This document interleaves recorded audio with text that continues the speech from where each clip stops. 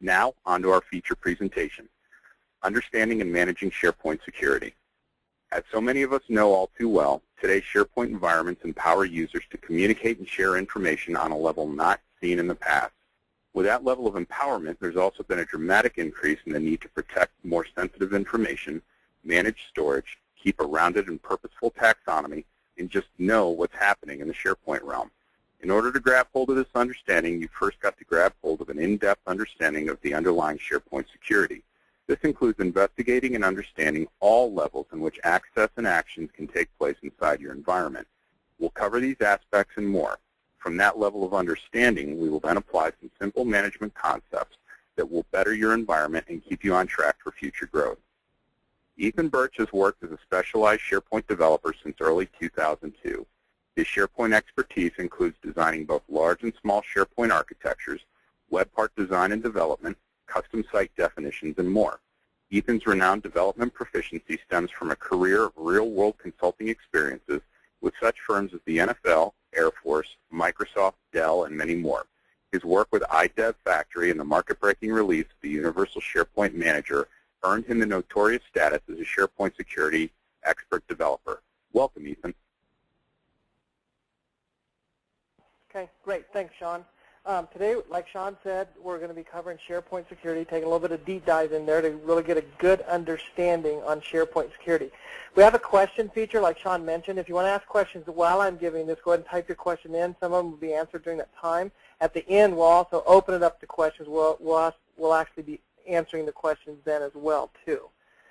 So here's the agenda, what we're going to cover for SharePoint security, Part 1 and Part 2. Between Part 1 and Part 2, we're going to have a little demonstration of IDEA's new SharePoint Enterprise Manager coming out December 1st to help you with your security needs there. So what we're going to cover is what's up with security and making sense of the SharePoint security model. Parts of security in SharePoint, authentication. What we're talking about today is not that part of it. What I mean by authentication is actually like the credentials, how a user authenticates, like Windows-based Active Directory, forms-based, claims-based, which is new in 2010. What we're going to be covering is SharePoint security, not the authentication part, but the context protection after the authentication layer is in there. So how you actually lock down and secure your content within SharePoint and provide those object security permissions and roles and that kind of thing. So why so much consideration for security? As you know, SharePoint's really grown out there in the industry. And it covers everything, or the user broad base can be from IT administrators all the way down to power users and normal everyday users in SharePoint.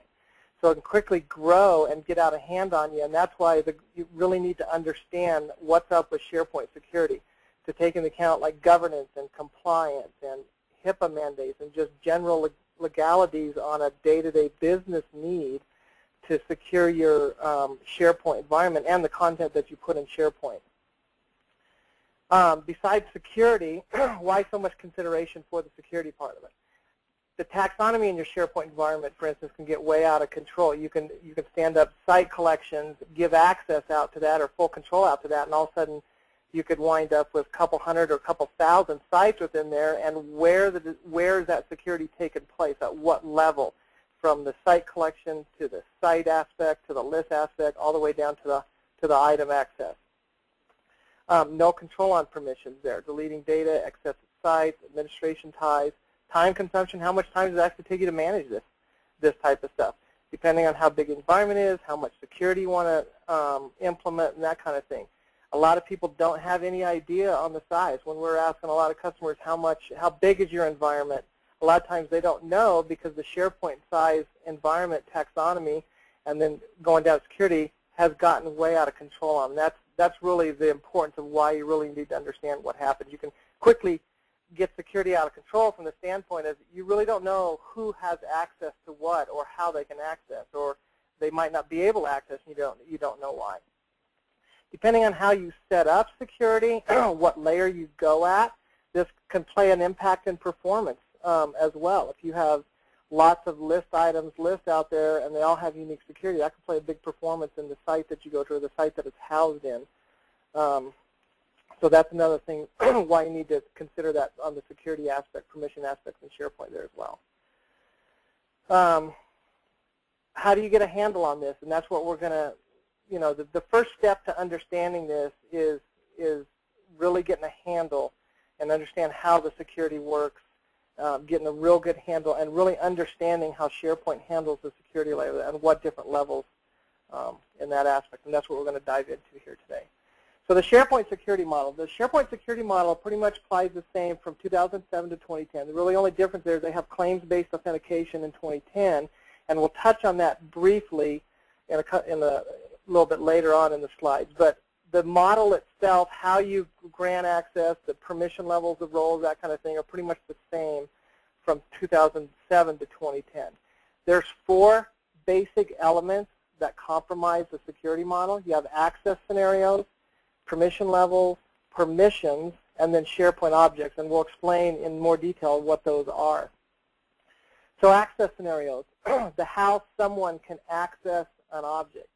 SharePoint groups, direct permissions, site collection administration, and web application policies. Those are the 4 different ways a user or an object is going to access a SharePoint object.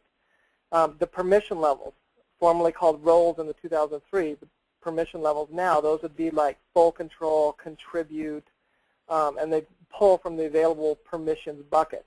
And the permissions, which leads to the next point, the permissions bucket itself are the actions that are pulled together to make it permission level. So there's 3 different buckets in there: site management, list management, and personal permissions there. So whether somebody can actually change security on a site, or whether somebody can actually delete an item, or have read-only to theirs or whatnot. Those are actual permissions that make up the permission levels, and those are fully customizable as well.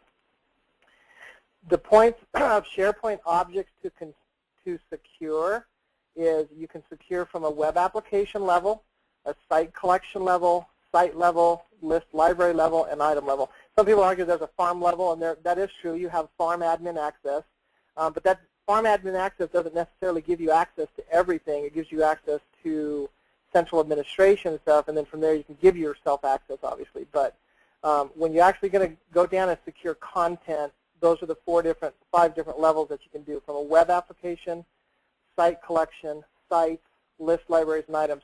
And it's in that order as well, and that's very important to understand. If I give somebody access at the web application level, the very top layer, that's going to trump any kind of access that they have all the way down at the item level.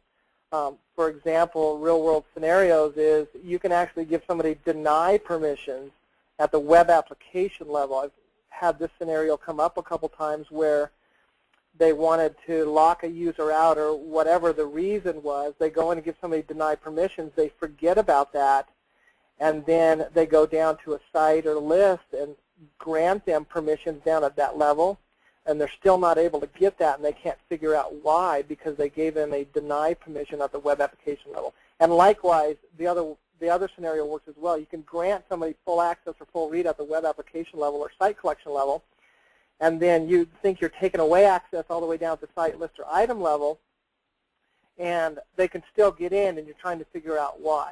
So just keep in mind that order of precedence there. That's the exact order of how that works, and that trumps the other one there.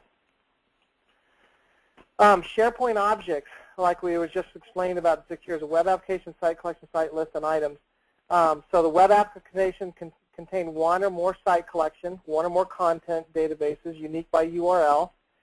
Site collections are obviously in a web application. So site collections is a collection of sites itself, individual sites. Sites have lists, and lists have items. Parent sites, you have a root site at every site collection. They have child sites, grandchild sites, and keep going down from there. Sites, like I mentioned, contain lists and libraries, have child sites. Lists and libraries have folders, items, documents, and then items have folders, documents, and items in there as well. Access scenarios. What we mean by access scenarios is how a user can actually access your SharePoint object. Well, who is the user? The user is going to be an Active Directory user or group, a claims-based user in the new 2010 stuff. So claims-based just give a little bit about that. A claims base was meant to